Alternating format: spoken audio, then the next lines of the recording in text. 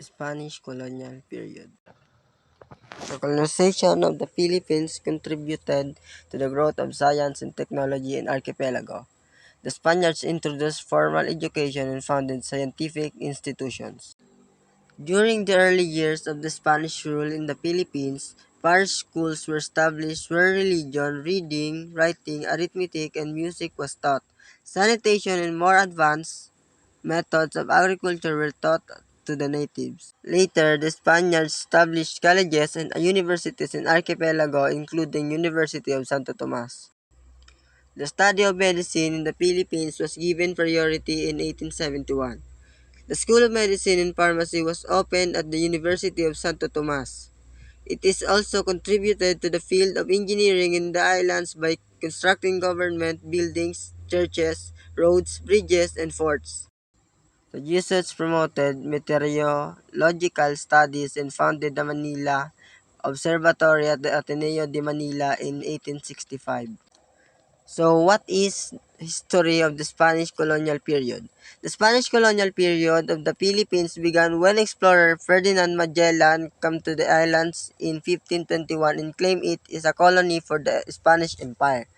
The period lasted until the Philippine Revolution in 1898. So, what is the example of Spanish colonial? It is oldest part of the city of Manila, raised by the conqueror Legazpi in 1571. It was almost completely rebuilt after the bombings of the World War. So, how science technology started in the Philippines?